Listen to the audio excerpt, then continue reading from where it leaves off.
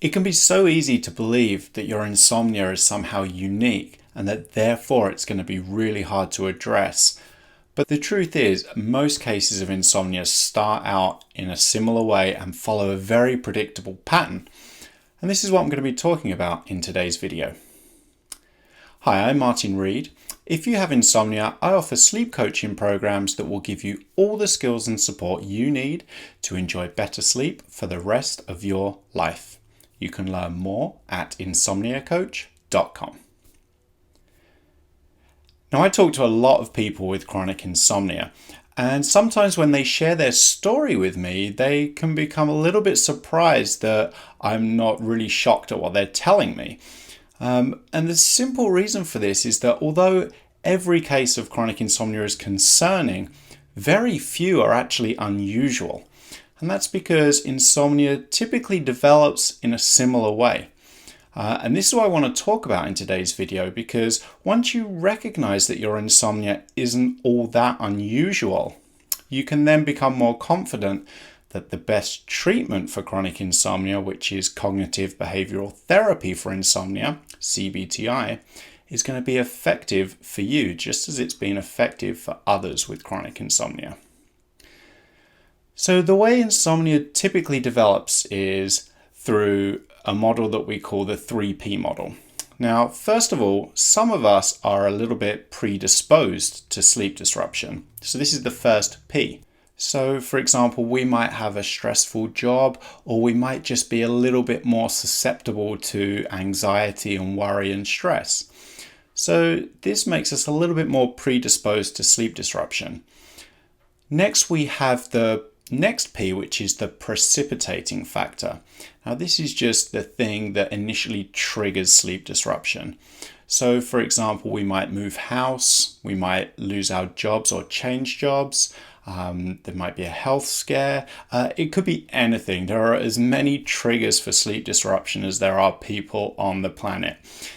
So what will happen is our sleep will temporarily be disrupted, which is quite normal during an unusual or out of the ordinary event. But then what can happen is once that event is no longer an issue or is no longer really relevant, our sleep sometimes might not recover. Most of the time, sleep does recover after the precipitating event, as long as we don't really pay any attention or have any concern about our sleep. But what can happen is we now, because we've experienced sleep disruption, we start to think about sleep more than we ever did before. We start to worry about sleep and we start to look for solutions. We can also try to compensate for bad sleep or just compensate for the sleeplessness, the sleep deprivation. And we can do things like going to bed earlier than normal, staying in bed later in the morning, maybe napping during the day, cancelling plans with friends, trying to conserve energy. We stop pursuing the daytime activities we used to once enjoy. Now, unfortunately, all of these factors are the final P, which are the perpetuating factors. So now what's happened is instead of our sleep getting back on track after this initial disruption that would usually just be a temporary problem, we've adopted these compensatory behaviors and we've started to think and worry about sleep, maybe even trying to control sleep.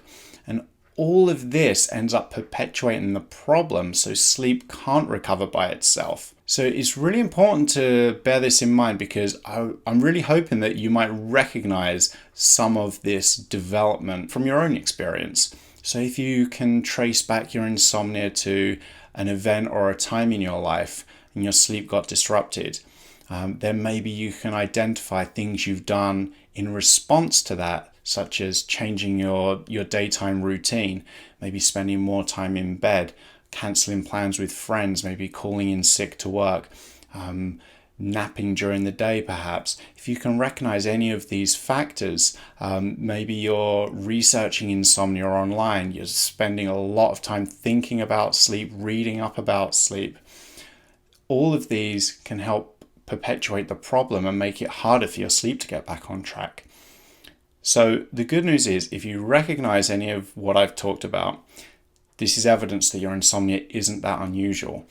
And since CBTI techniques work for the overwhelming majority of people with chronic insomnia, we can now be quite confident that they're going to work for you too, because there's probably nothing all that unique or unusual about your insomnia. Now, one of the main reasons why CBTI techniques are so effective is because they help you identify and tackle all of the perpetuating factors behind chronic insomnia. So you get to the root of the problem.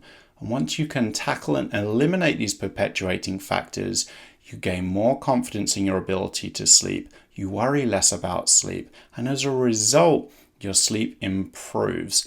And this negative cycle of more worry about sleep and worse sleep turns into a positive cycle of less worry about sleep and more sleep.